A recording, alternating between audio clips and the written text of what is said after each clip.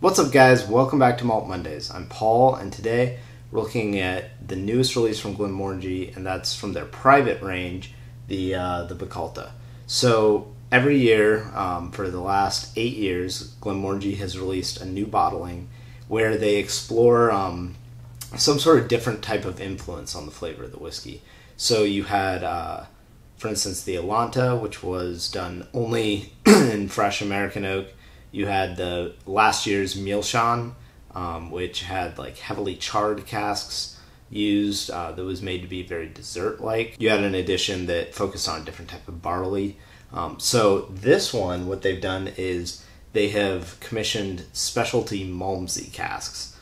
So port, when it's made a long time ago, accidentally kind of became Madeira because the port would be put in these casks and shipped overseas. Well, at least the legend has it that one shipment of port was returned back to Portugal after it had been baking in the sun in the casks for months and months out at sea, and they tasted it and they were like, whoa, this tastes completely different. And that's how Madeira was essentially created. So what they've done with this is similar to a Madeira, but it's like even more baked in there. So they put it in a really hot warehouse and really heat up the port or the Madeira that's in the barrel to make this Malmsey, is what they call it. So we can expect this to be somewhat similar to a port finish.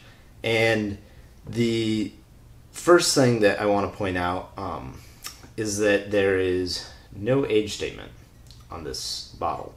Now, it does say, it's the 8th release from the private edition collection. Our whiskey creators have developed a single malt of unique character that deserves to be shared with Scotch whiskey aficionados. So there's no age statement, but they do say that it's basically the same as their other extra matured range. So it's 12 years old.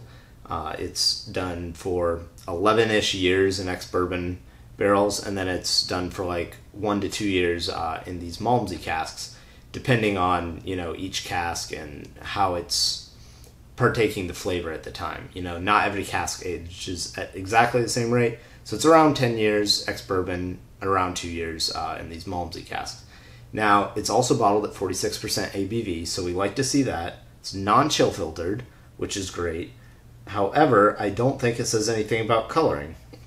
So, yeah, that's one thing I'm always disappointed with Glenmorangie, is that they still are adding artificial coloring, or at least they're not advertising that they don't. So, even though I don't think they go overboard with it, their whiskeys are usually a pretty light color.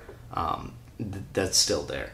So it is 46%, and like the rest of the private range, you get this nice like wooden cork as opposed to like the plastic ones on your standard Glenmorangie bottles. And right away, I can tell you it's already got quite a unique smell to it.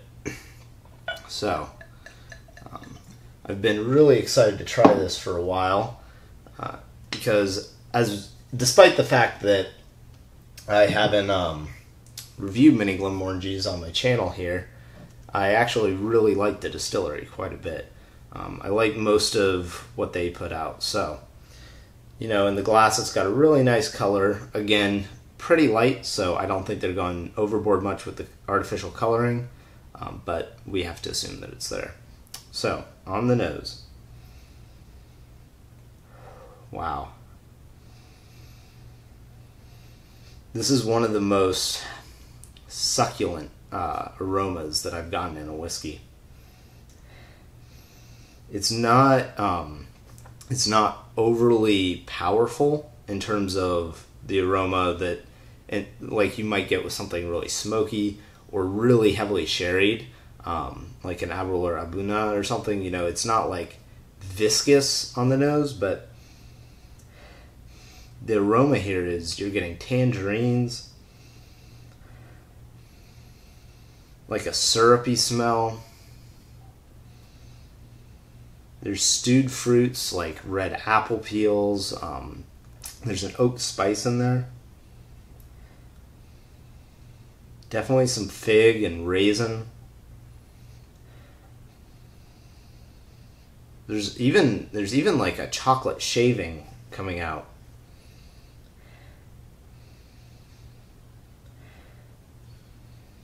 I mean, this is really, really nice nose. Very complex.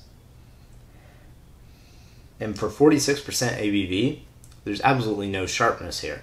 So this does retail at $90, which is $10 more even than the Sauterne finished Glenmorangie. So, you know, the normal extra matured range has the Quinta Ruben and the La Santa, which are around $55 normally.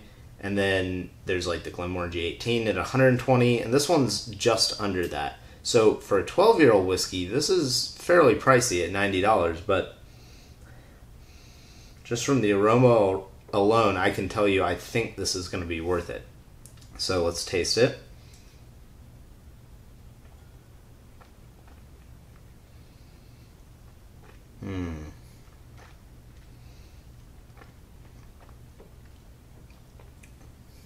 Wow. So it's just orange and apricot. There's honey, like I don't know, not like fresh honey. That it's not that strong, but like honey when it's like in a food where you can just like kind of barely taste it. There's that there. There's milk chocolate coming through. I get a really strong presence of like caramel. Actually, what this tastes like to me is I've found that there's these chocolate covered marshmallows that have like marshmallow with chocolate, and then there's like blood orange like flavoring on top along with like a caramel filling, and that's really what this makes me think of, is like a orange flavored chocolate that's got some caramel in it. But then there's honey and this really creamy mouthfeel from the high ABV.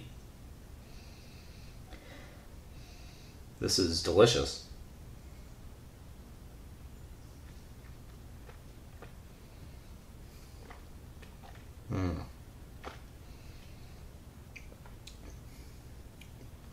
Wow. That is so good. I think this might be I don't know. Now, I haven't been having many Glenmorangies recently, but this is definitely one of my favorites.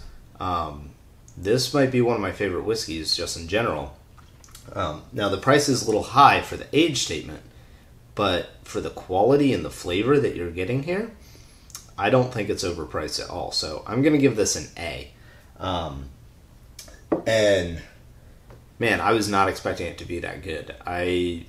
I really thought that I was going to get this bottle and think it cost about $20 to $30 more than it should. But I would definitely buy this again. Honestly, I mean, this is really, really good whiskey. And it has an unusual flavor profile. It's just different fruit characteristics. I mean, some of the fruit that's coming through is similar to sherry. I mean, you're getting some of that milk chocolate, a little bit of the raisiny notes, but the tangerines and the orange that's coming through, and the subtle spices that are in there. This is quite nice, and that caramel, almost like toffee kind of flavor.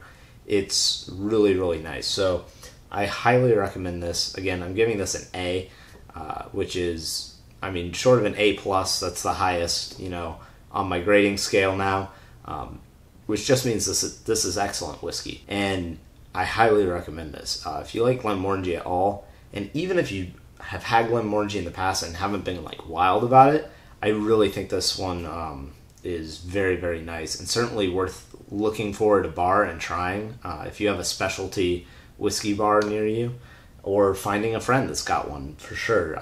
Just don't pass up trying this, because these private editions, while they usually are available into the next year, beyond that they get quite hard to find. And especially the older ones, or the ones that are more popular, like the Meilshan from last year, a lot of people thought it was way too sweet. So you can still find bottles of it. You know, it didn't get that well reviewed. But the Bacalta, I think, is going to be a big favorite among people, and I wish I'd reviewed it sooner this year. I've got so many whiskeys to get around to. I didn't get to it, but definitely pick this up before it's gone. I think it's great. As always, let me know what you think of this whiskey down in the comments below. Give this video a thumbs up, and please subscribe. I'll see you guys next week.